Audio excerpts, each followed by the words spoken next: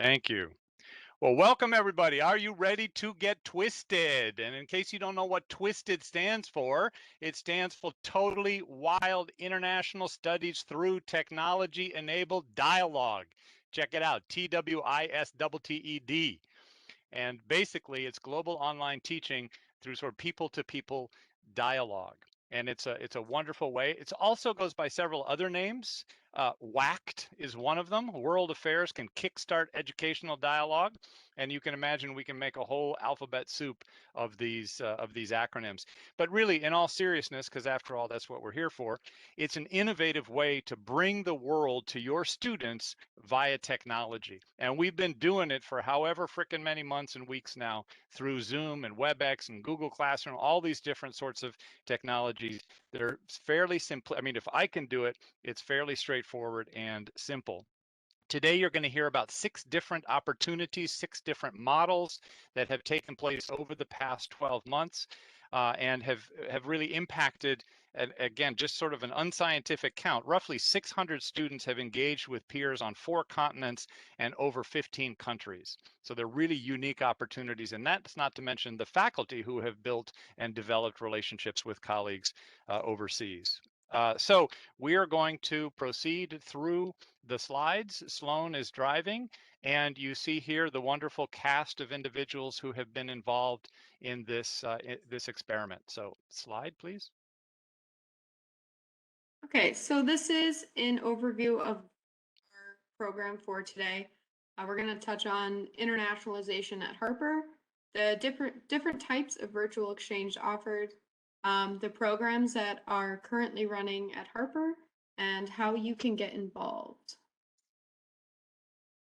So I know that you all are probably sick about hearing me talk about internationalization at Harper College, but you know that we have a 3-legged stool, a 3-prong approach that I like to call our itinerarium ad mundi, but I'm probably the only one that likes to call that.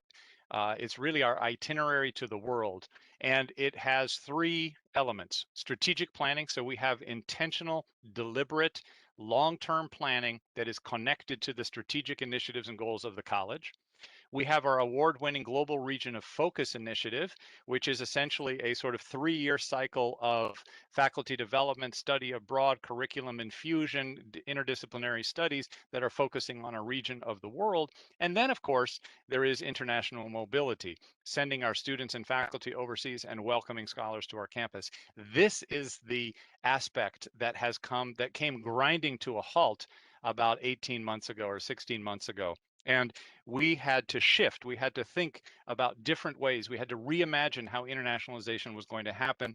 And one of the elements, one of the ways of going about doing this is thinking about virtual online learning environments using all of the different mechanisms that we've become very familiar with over the course of these last 16 months or so. Slide. So this brings us to the types of virtual exchanges. The first 2 are fairly self-explanatory. The first being faculty to faculty, which is groups of faculty connecting, building relationships that lead to various other programs such as exchanges between classes, potential study abroad programs, guest lecturing in each other's classes, with a lot of freedom to be as creative as you wish with how you want that relationship to build and turn into different programs. And then student to student is where you're connecting your class of students with another class of students or multiple classes of students in other countries. Most programs will start with a team building phase or get to know you phase for the students to build those lasting connections with the other groups of students, building their network. And then depending on what the goals of your specific program is, they may move into different conversation topics, such as family life, pop culture, education, etc., or participate in cross-cultural projects, or it could be just a kind of one-off conversation between classes. And the third would be our third-party providers. These are organizations that could provide custom programs for your class, or pre-made content for you to include into different elements of your courses, whether it be asynchronous or synchronous. Gives a lot of freedom and different aspects that you can include. And our first program that you're going to hear from is the EDU Africa program, and it's going to be presented to you by Professors Mokila Maita, Crystal Pierce, and Nellie Khalil. Okay. Thank you, Rich. Thank you, Sloan. Thank you, everyone. So this program with EDU Africa, so this is the third type that you saw in Sloan's presentation. So here we worked with a third party provider, EDU Africa. So this program has 3 disciplines involved: biology, English, and geography. And we've worked collaboratively amongst ourselves and with EDU Africa to create a 3-week intercultural exchange program. So I'm involved representing geography, Rich representing English, and we have Crystal, Nellie, and Bethany representing biology. So we have 283 students participating in this program with EDU Africa. And we met EDU Africa at the CCID conference last year, 2020. This was in February, and we didn't know the world was going to fall apart within a month. So during that, when we met with EDU Africa, what we're talking about was perhaps using them as a provider if we were to do a study abroad program to Kenya. And so, but once the pandemic hit, well, we had started a conversation with them. So that they said that they were developing virtual exchanges. So they had one in South Africa. So they are they do study abroad programs. They have offices in Kenya and South Africa and do programs in South Africa, Kenya, Zimbabwe.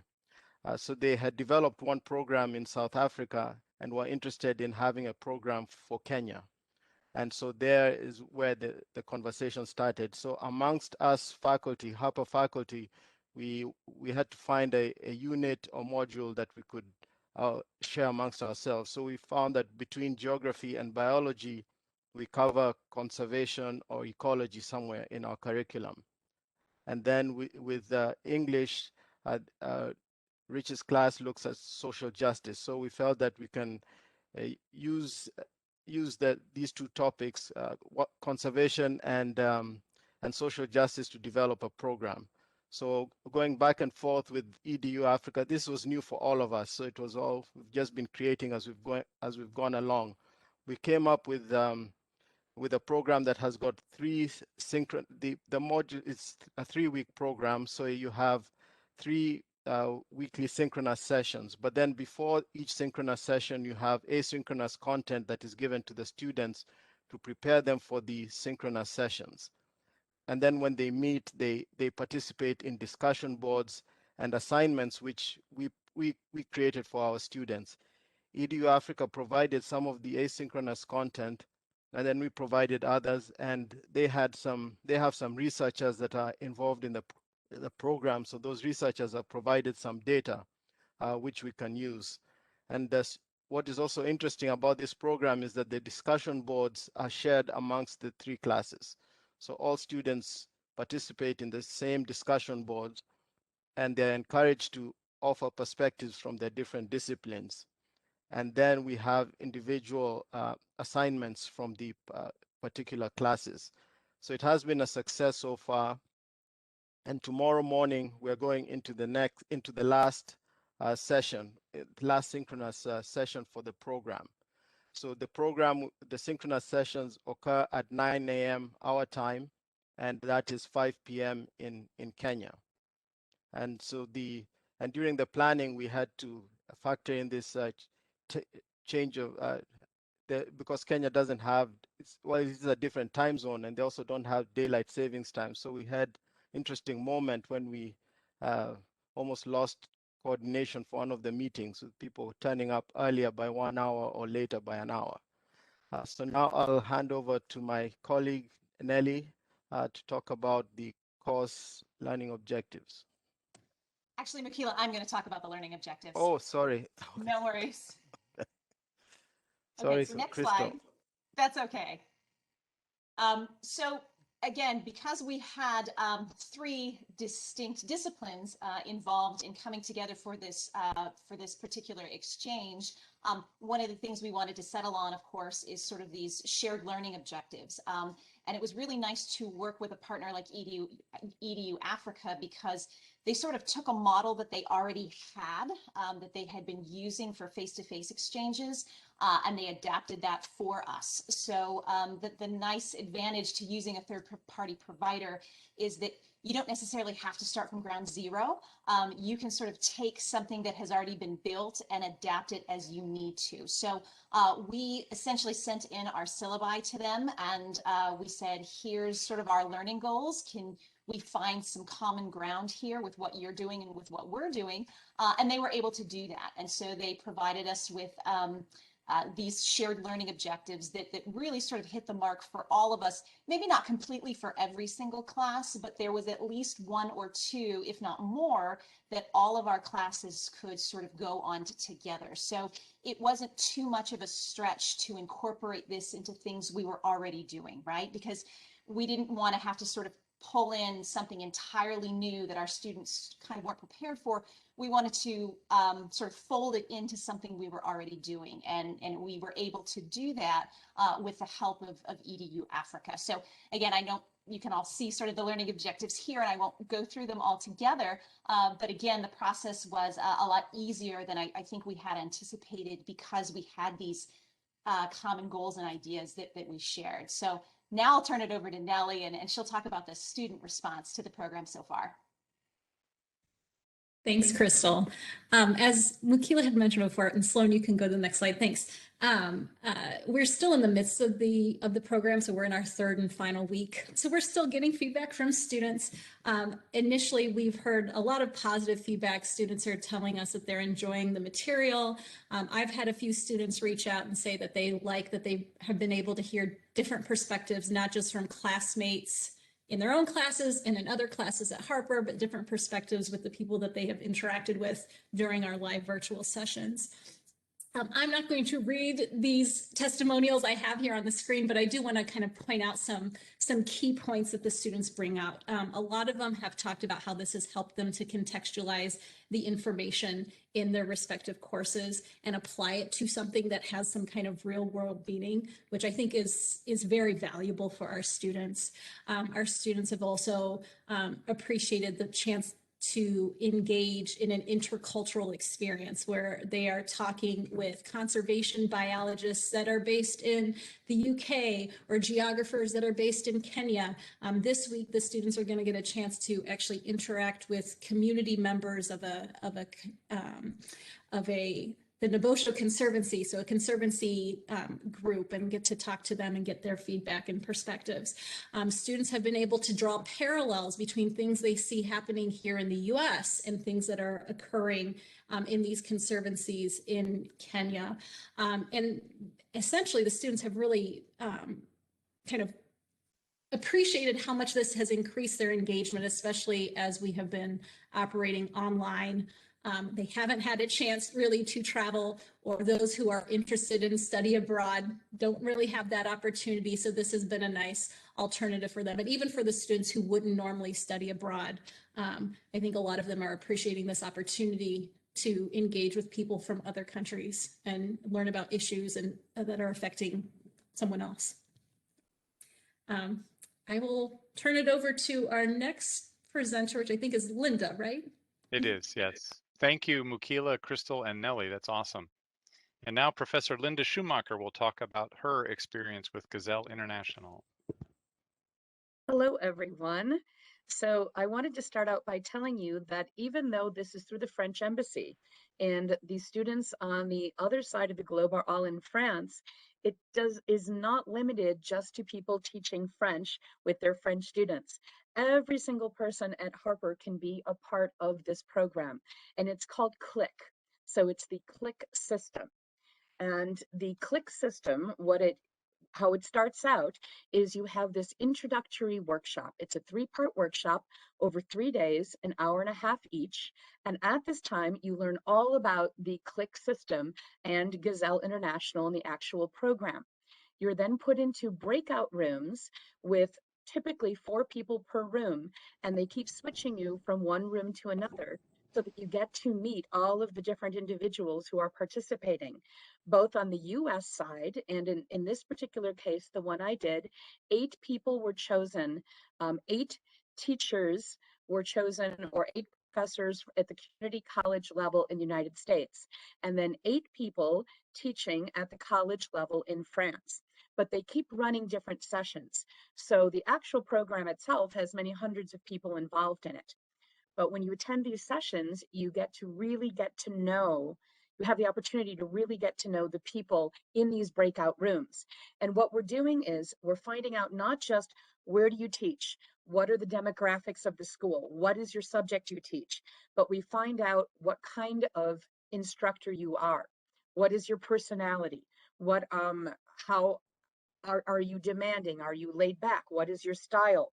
How do you teach? What technologies do you use? What are you familiar with? So it's just very casual and laid back, where you just kind of get to know people, and you realize you might be crazy about someone and you really like this person, but you have styles that are not going to be simpatico, that are not going to go together when working together. So you have this opportunity at these workshops. Also, you can propose possible projects. And the idea is that you try and find a partner by the time you get to the end of it. So let's say you haven't. Well, then they have socials. So every month there's a click social. I've attended all but one of them, where you just get together for an hour, hour and a half, and all of the people from the program show up and just have an opportunity to exchange information and talk if you still haven't found a partner. Then what you do on your own, privately, is you send an email to the director saying, I think this person is the ideal partner, and here's why. And you give a second choice. The organizer then receives all these requests, and ideally then you are matched with your best pair. So I came up with 2 people, and both of those people had requested me as well. So that gave me an opportunity to work with one or both of those individuals. And to give you an idea of how different this is, one of these people, one of my partners, Christine Farmer, is originally from Britain, living in France and teaching all business students at a business school. And my other partner is actually teaching graduate students in French, and it's a literature course, and it focuses on LGBTQ authors. So just to give you an idea of the diversity. And so any discipline can match with any discipline. Then once you have your partner, then you participate in a week-long design workshop. This is facilitated by the people who run the program, and they help you and your partner to develop the curriculum to create everything that you need to make the project work. And that's 12 hours minimum time that you are committing to this week-long design workshop. And you can do it 2 different ways. They offer it twice in the fall, twice in the spring, and twice in the summer. So you can commit to 1 week of doing this, or 1 day each spread out over a month, and you can choose. Next slide, Sloan.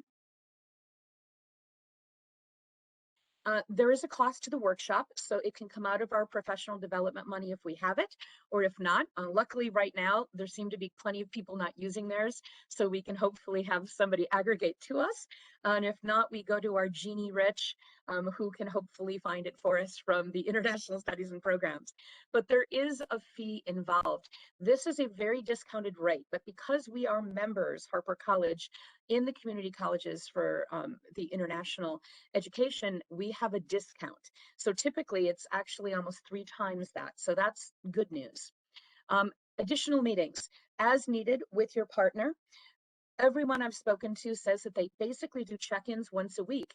And those check-ins could be email, it could be WhatsApp, you could just get together via WebEx, but most of them just kind of touch base anywhere from 5 minutes to half an hour once a week once the project begins.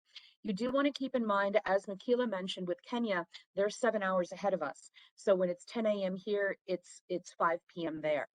However, the French students have no problem meeting up until like 1 in the morning. Their day is very different than ours. They start later, they have this nice big lunch. They don't have dinner until 8, 9 at night. I've had many of them say, oh yeah, let's just do it after dinner at like 10, 11 at night. which for them is not an issue. So very, very flexible.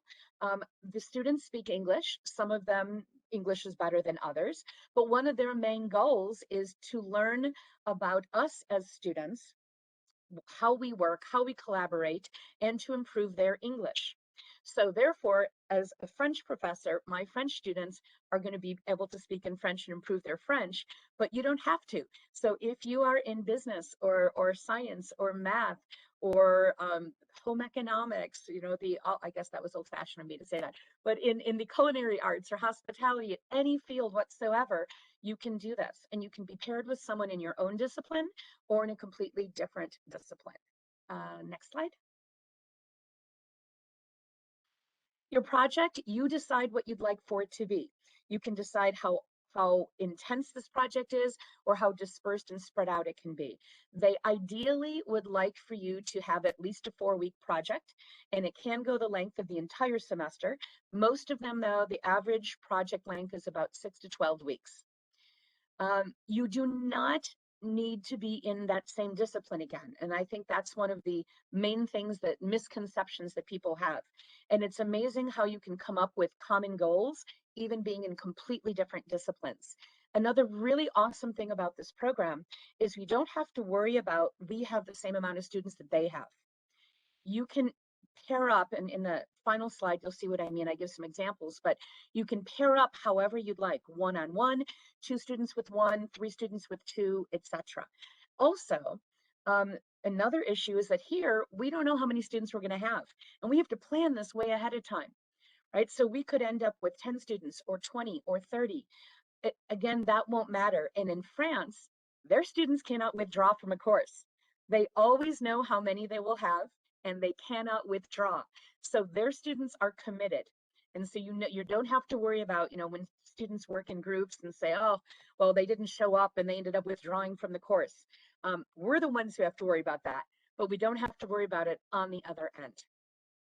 So, everything else here is pretty much on the slide. Also, I wanted to point out, it doesn't have to be a course. They are very willing to work with people who are working with clubs and organizations on our campus. So perhaps you're an advisor for a club or an organization. This is a fabulous thing to do with your club or organization as well. And the last slide. So here are some of the issues or problems that may come up, but also some of the benefits. So again, our students, we know, can withdraw at any time throughout the semester. So they recommend that you typically don't start the project until the 2nd or 3rd week of the semester. Our classes sizes vary. Theirs might too, but we know whatever number they start with, they will end with. And again, the pairings can vary however you'd like to do that. And we have to plan in advance because we are required to attend the initial workshops, which is 1 semester, the intensive design workshop, which is another semester. So from the time you start, it'll be about a year before you actually begin the project with one of these schools in France. We can decide, do we want this to be a required integral part of our curriculum for a grade? Is it required, but maybe it doesn't get a traditional grade? It's not assessed in that way. Is it extra credit, or is it optional, or is it something through a club? When you're working with the students in France, you can also choose, do you want a vocational school? Is it occupational? Is it at the BA level where we are, or is it graduate students? So there's a lot of flexibility with this program. So I'm happy to speak to anyone who might be interested at length later. Feel free to reach out to me and I can provide more details as needed. Great. Thanks so much, Linda. That was wonderful. And next we have Professor Marie Farber-Lapidus, who's going to tell us about IREX. Hi, IREX and IREX has a bunch of members in it. Stephen's initiative is in there that actually pays for the whole project. And you have Aspen Institute that's part of that. And you guys have heard Aspen Institute because they produce a lot of presidents for colleges. So IREX does a Global Solutions Sustainability Challenge. All of your curriculum is created by them and presented on Notion, which is an online platform, and they suggest using Slack. We used WhatsApp, but my business and entrepreneurship club participated in this challenge, and our partner was Kumar University in Iraqi Kurdistan, which was really exciting to actually work with somebody in the Middle East. And Kumar University is actually an English-speaking university, so all of their classes that they have there are in English for their students, and they are based. The man who created the university based it on U.S. university model, so they kind of run the same way that we do. So they're very familiar with how we work. There's a faculty facilitator on both sides, so I had a facilitator that I met actually probably 4 weeks before we started. And we've been talking on WhatsApp since then, and students can be in a club. I know there's some other colleges that we're doing this as part of class, however you want to do that. I think if I do it again, I'm going to do it potentially as part of a class. And then what our outcome was is that we created an online video pitch for sustainability goals set by the UN. Our goal was to use the arts and entertainment industries, and how do you provide sustainability in that. And our next slide, please. And our sustainability was focused on women's rights. But when we started, we had a lot of, teams go through the, storming, norming, performing stages, right, and getting to know each other. So we discussed a lot of issues that were happening in Kurdistan, which were obviously the same pressing issues as the United States. And our teams would meet weekly. We did this on Zoom. IREX prefers that we use Zoom. So we talked about clean water and recycling. It was amazing to learn about all the different things where you think about Iraq, right, and Kurdistan as like this third world country, and they are very much focused on clean water and recycling, and they have all of that there. And our team, made up of mainly men, I will say, picked women's rights as something that we wanted to focus on, which was also very exciting. As you know, in Iraq, women's rights are not necessarily always respected. So it was great to have people actually think about that. And we created a website that had a job board. They don't have job boards in Kurdistan at all. So there's no way for people to meet, to figure out what jobs are available, and for employers or for people to find them. So we did that with also legal aid information for women who, particularly if they're looking for help as far as, divorce or any kind of issues like that with their families, and psychological aid. And we competed with probably at least like 30 other projects. So there's another 30 schools that were competing during the same time. They also run in 6-week and 10-week sessions. We ran a 6-week session, and we all still communicate. Everybody still talks over social media, Facebook, WhatsApp, and everything else. If you would go to the next slide, please. Here you have Israel. She's one of the students on my team. She actually, and you can read her testimonial, but she actually went back to the Middle East because she's from there, and was doing the project with us from the Middle East. So we kind of had like a bunch of Middle East countries together working with our US team. And one of the things that I really want to point out is that we really had a lot of conversations about the differences in our backgrounds, but it also how much we have in common, and the overcoming of any kind of barriers, and having friendships. That was the big thing they went on. And then if you go to the next slide, I'm trying to stay within my 5 minutes. If you could play that would be great.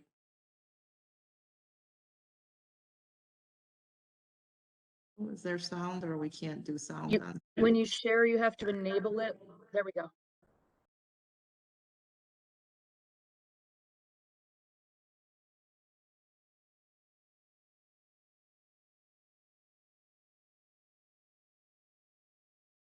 You probably have to stop. You probably have to stop sharing and reshare. And then in the upper left, when you share, choose optimize for media. Mm-hmm. For motion and I think it's video. optimized for video and media or something like that in the upper left. I think it's motion, maybe optimized for motion and video.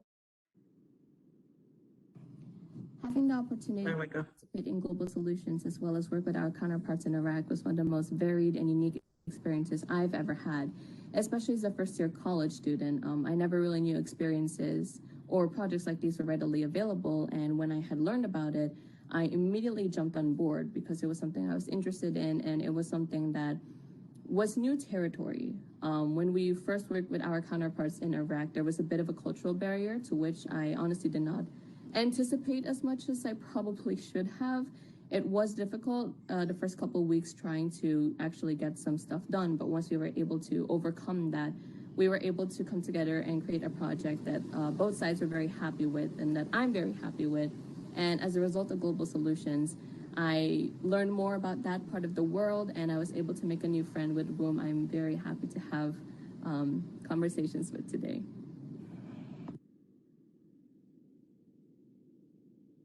And we can move on to the next project. Thank you. Thanks, Marie. That's awesome. And I am sure that Professor Kathleen Reynolds is going to mention this, but that young woman is actually the vice president of the International Students Club too. So very exciting connection. And now, Kathleen, thank you for talking to us about SANA. Oh yeah, we love Angeline so much. That's so happy to see her. So I only have one slide because our project is new and something that I've been working on with Rich. And our partners in Colombia in SENA. And SENA is the Servicio Nacional de Aprendizaje. It is Colombia's National Vocational Training Institute. So it has many similarities with the community college system of the United States in terms of preparing students for careers, and in terms of certificates and, between short-term and longer-term certificates. It also provides free opportunities and sort of is focused like the community college system on democratization of education in terms of providing access to some of the poorer members of Colombian society to access this type of vocational training. It's different from the community college system in that it doesn't have the transfer element or the way of building to to a bachelor's degree. So it doesn't have that piece that we have that transfers to universities. So we started meeting last summer after a CCID, Community College for International Development, hosted event that wanted to pair SENA organizations in Colombia with community colleges in the United States. And the original goal was to apply for a grant, but due to some changes in the grant requirements, we were not able to do that. We had, I don't want to say false starts, but we had conversations with two other kind of branches of SENA Colombia. One was very focused on health careers, which was hard to find the right kind of match. Another one was focused on tourism and experienced a massive hurricane that really damaged their operations. So then when we were approached by this group in Sena Manizales, we found a very almost a natural partnership. So since this was my first time being involved in this type of project from the ground up, it was really interesting to see, how that developed and that as soon as we found the right partner, a lot of things fell into place. So as I said, we originally met to try to apply for a grant, but when it became clear that wasn't going to happen, we pivoted to independent planning on a project that would work well for both of our institutions. So that was another really, really amazing way to get involved because we sort of were able to talk about the needs of our programs and what we were looking for. And we decided that we wanted to build a partnership between their English as a foreign language teachers and classes and our ESL and linguistics department. And as you may know, in the linguistics department now, we teach, we have a TESOL certificate and ELL endorsement where we prepare ESL teachers.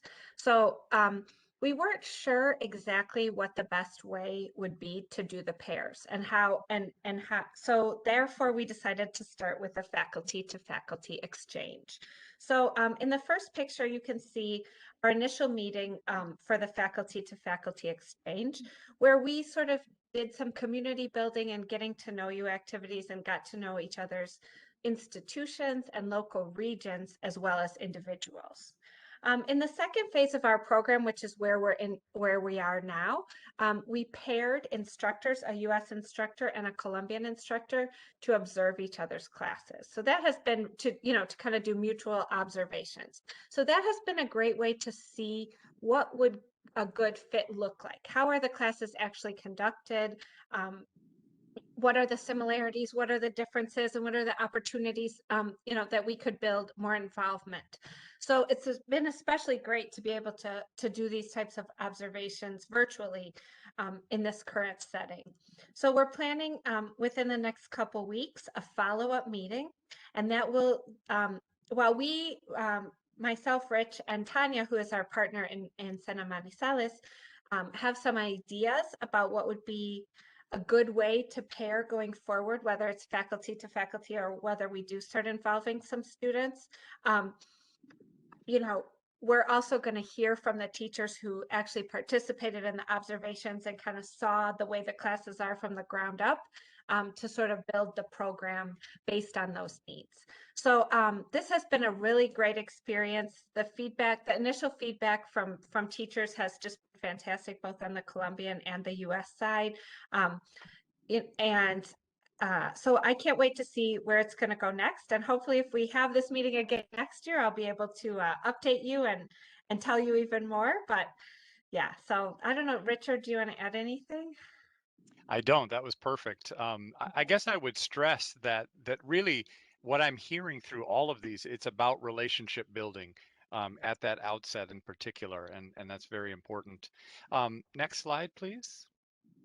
So I'm going to tell you about Solia, which, like IREX, is actually one of these organizations that's funded through the Stevens Initiative and ultimately the Aspen Institute, that wonderful producer of presidents, that factory of presidents, if you will. They've been in operation for 19 plus years. They have three principal programs: the Solia Connect, the Solia First Year Connect, and the Solia Global Circles.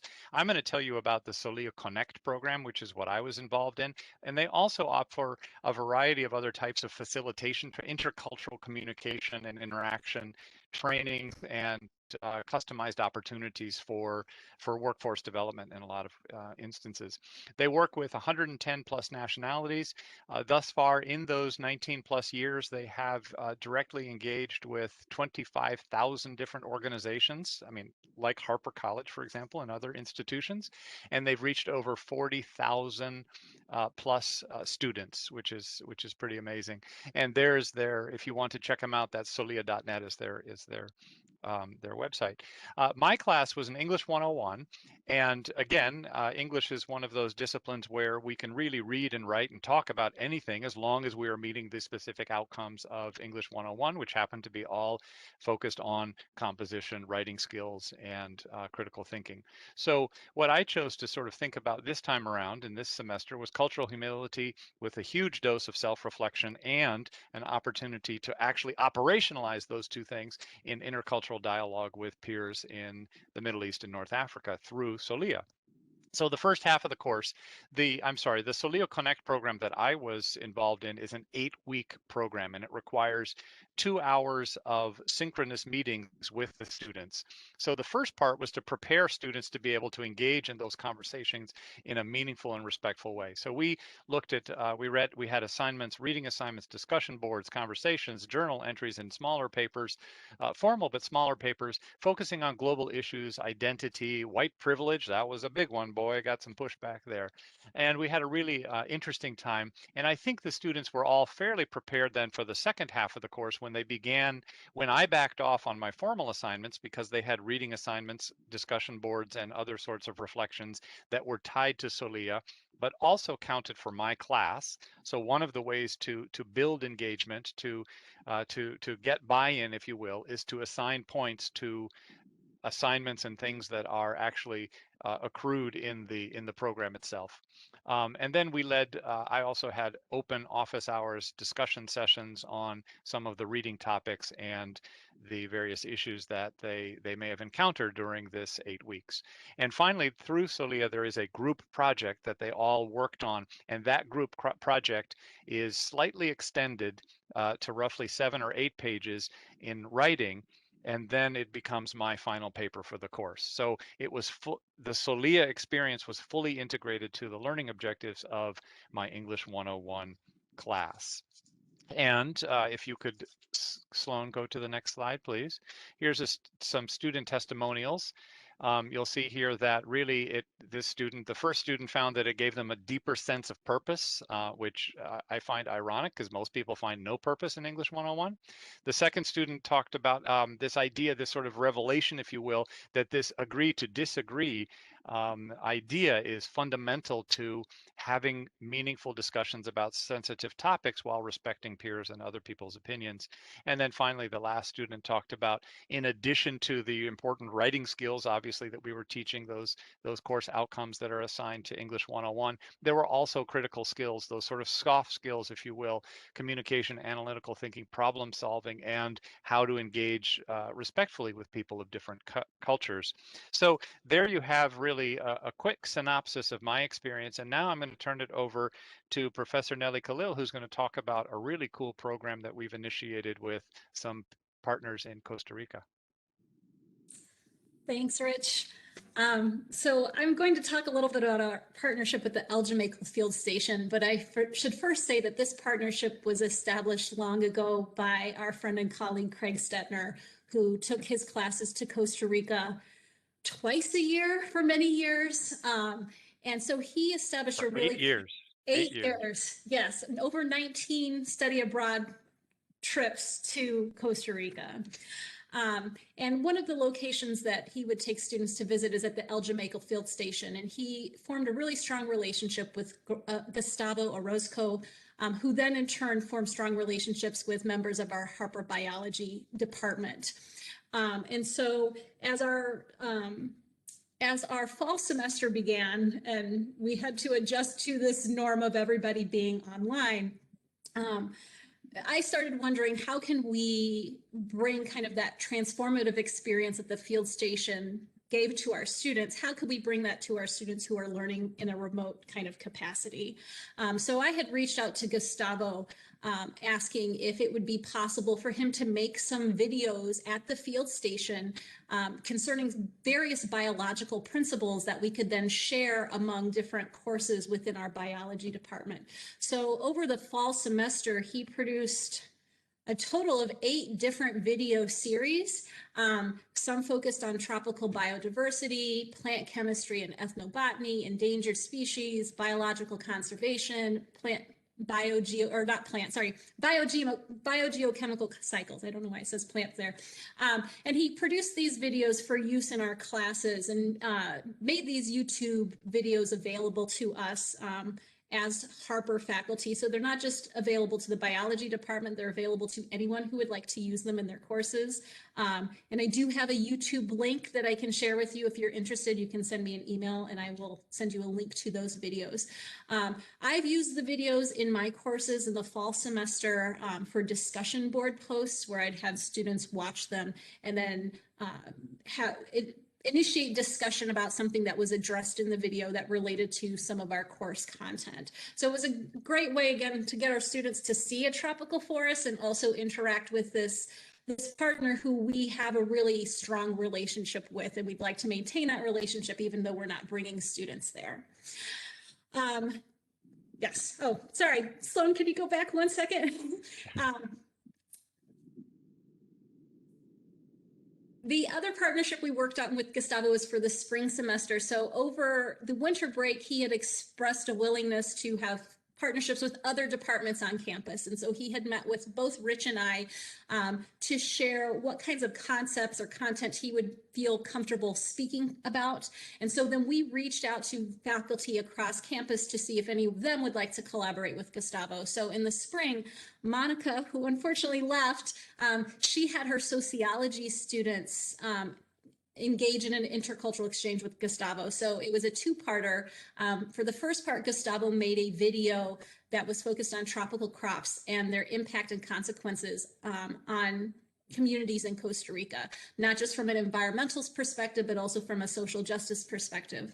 And then for the second part of their collaboration, Monica had a live virtual session with Gustavo and the students, and she had prepared a list of questions for Gustavo to prepare him for the session, where she basically asked about concepts he addressed in the video. Students also asked questions of Gustavo about the nature of crops in Costa Rica, their environmental consequences, and again, how they have affected people in Costa Rica as well.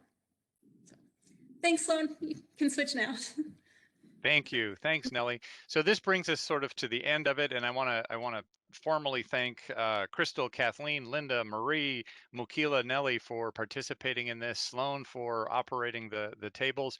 But now the question is, so how are you going to get involved? You've just heard these amazing presentations, quick discussions of these different models. This is really the tip of the iceberg of possibilities. I mean, imagine VR capabilities, embedding content into existing videos, heck, using drones. Yes, drones. We have them at Harper College.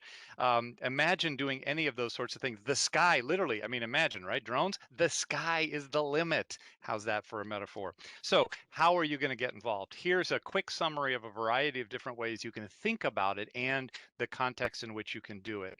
And I'm going to, in order to save time, I'm going to pass it along the next slide to Kathleen, who's going to tell you a little bit about something that's already ongoing as well. Just as another example of an exchange that's not an international exchange, but a domestic exchange. I think most people know about Harper's ESL Conversation Partners. We've done them in the past with classes in psychology, with Linda's Spanish classes. Now we often have either classes of students or faculty and staff paired with students in the ESL program. And all the conversations are happening virtually this semester for 30-minute conversations once a week. So right now, those are very general volunteer opportunities, but that's something that could definitely be customized to focus on a specific topic if that's an interest to anyone. So there's, I know Rich is going to share this PowerPoint. There's a link to the YouTube video in there that you can watch at your leisure.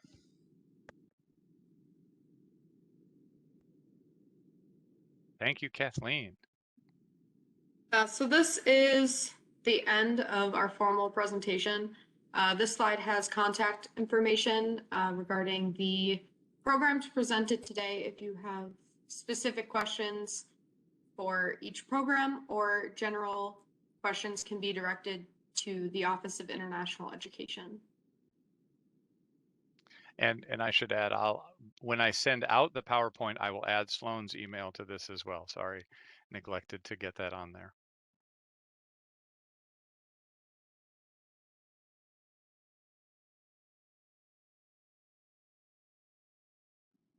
But now we would be very happy to take any questions and offer any answers we might have. So perhaps we could close that slide out, Sloan, and see who our friends and neighbors are and tackle any questions. Let me see. Please, Tong. I have one question. So I think, yeah, presentation is just wonderful. It is so different, it's different experience. So I heard a few times you mentioned about, this model can be used for your club. Can you guys expand on that? Because that's something that I'm interested, because currently the club is very inactive in a way compared to face-to-face. So I'm thinking of something we can do to really make sure that we are still there, we still have time, a different way to interacting. So can you guys have any suggestions or ideas that I will start, and then Marie, since you've actually used IREX as a club, as a medium for a club, I'll let you finish up. But it seems to me that any one of the models, the examples that we have talked about, would be appropriate. There is one of the things that we didn't mention is that there is a cost associated none of this is necessarily free, but the Office of International Education is there to assist and perhaps help and subsidize some of those costs. Um, in terms of clubs themselves, I would think a very natural partner could be perhaps the field station in Costa Rica, for example. You could have a one-on-one conversation with Gustavo and Catherine, his wife, or you could ask for particular videos or topics or readings and then have a discussion or something like that. That would be a very simple, easy, straightforward, sort of lowest rung of the ladder way to get involved. And I think then moving up the ladder, you could do something like the IREX experience. And yes, I had my business and entrepreneurship club participate. My club has never been huge. It's always a pretty small club, under 10 students. And this experience for them was amazing. I had new students. So Angeline is new, as you heard. But all of the students I had in there, I think except for Isra, had, I have 2 students who are actually moving on and graduating, but everybody else was a new student. So this was great for them to have this experience. IREX is free, and I will tell you, they pay you $200 to be a facilitator. So, that might be like a little bit more enticing for people. I use that money to pay for my full year Zoom subscription, so I can use as many hours as I want. And we had our club one time when we were talking to Iraq. We sat for 3 hours and we talked religion. We talked, all the issues that you wouldn't really talk about, with students, even in a class. We kind of had like a 3-hour conversation on Zoom between 4 students and myself, and we talked about each other. The politics that came out of Iraq, the Iraqi students were more informed about our politics, and this was during the election because we were doing this in the fall. They were more informed about our politicians and our elections than we were. We're kind of just sitting there like, oh, I didn't know that. So it was a fantastic experience. And I think that for a club, it really unified us. It brought all those club members together. I think that, we probably had 4 or 5 students, participate consistently, and they participated in the spring consistently. We did another project, and, don't expect it to be huge, but if you have a small group of students who are super interested, it really does keep the club alive. And look what my students accomplished. It was amazing that they had this opportunity and experience.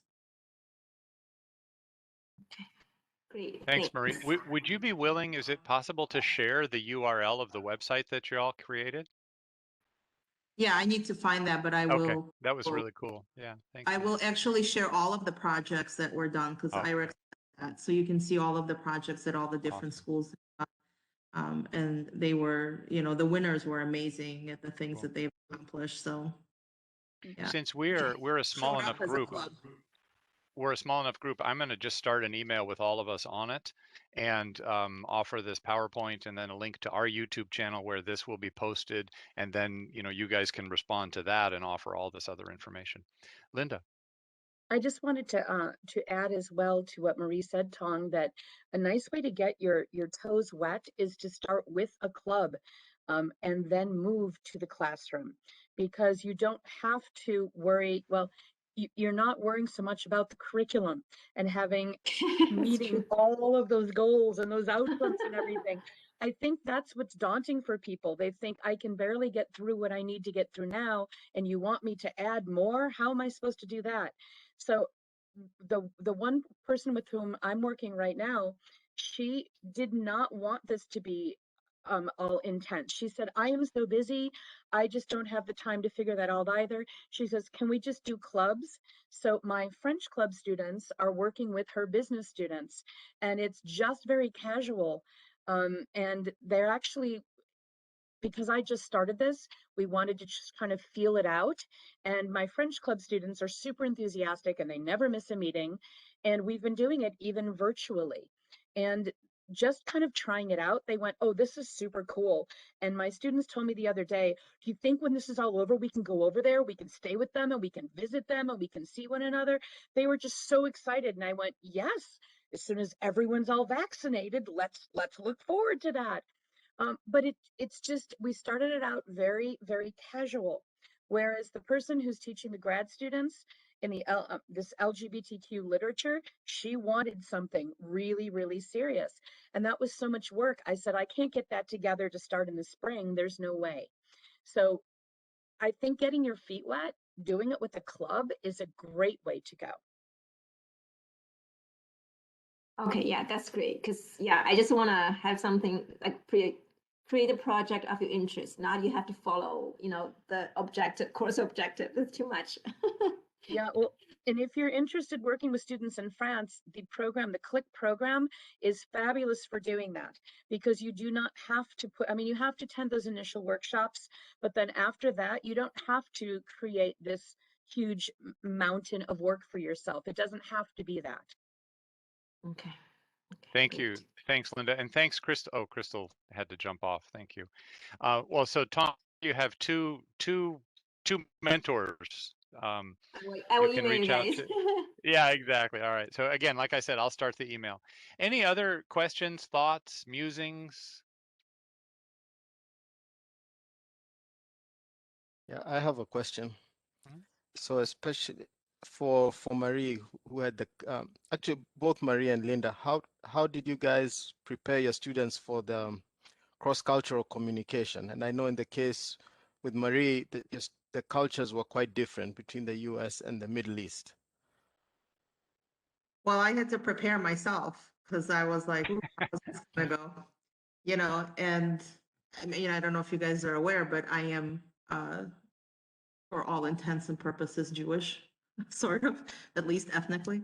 And, we're dealing with a Muslim nation, and it was just really interesting to get, pictures of the Jewish section of the city in Kurdistan from my facilitator. So that was, it was interesting and how much we had in common. And one of the things I will say, I don't know if you guys know, but I do a radio show, and it's Global Tunes, and I play music from around the world. And I had the Kurdish students send me all of their music, and I think that was like the turning point in the cultural, like, understanding and acceptance. When I played all of their music, they listened to it online, that their music was actually live in the United States on some radio station. I mean, I don't think they realize how nobody listens to our radio station, but they were online and they were listening. And I think that kind of broke that, like, that real cultural barrier. And them talking about our politics, I think it was kind of shocking at first, but I think the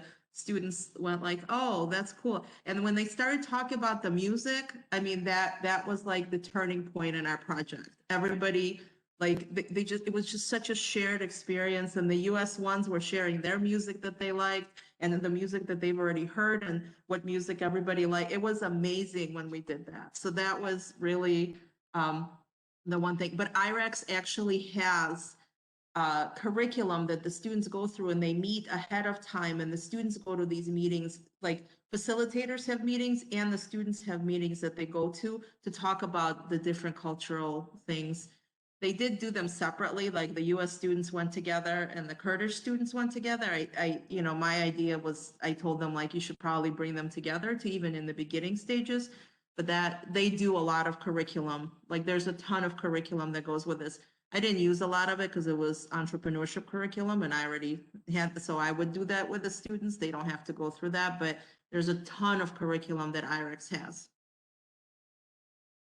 In my Thanks. case, Mukila, the French club consists of students of all different levels, and we have an actual itinerary that I develop with the officers of what will be covered at each meeting.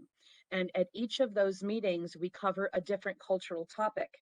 So, for example, when Marie was talking about the music, actually our second to last one was all devoted to music. And all of the officers, each of them made a presentation. So Lauren presented on classical music because that's her interest. And then I'm very fortunate right now to actually have a student originally from France, and she presented on current music, and I took the 80s, and everybody took a different period. And so the students were learning about this through the club. at each club meeting with a different topic, whether it's dance or TV or reality shows or all of these different things. So all of this is preparation for when they get together and meet with their French counterparts. And also my intermediate levels in French do something called talk abroad. And talk abroad means that they meet with a student, a coach in a French speaking country for half an hour a week for either 6, 8, or 10 weeks based on the level of the course they're in. And they have topics and questions that students can prepare ahead of time. And then they work with their coach to just facilitate and speak. And out of that, they have to come up with other questions to ask to further the discussion. So then all of those things they're able to take with their partners in the program. So two different things that I've been doing, using both the club as well as the classroom setting to bring the culture to the students. All right, thanks. Thank you all so much. We're over time. I would ask maybe Sloan if you would stop recording. And again, thank our wonderful panel of excellent scholars for telling us about their experiences with virtual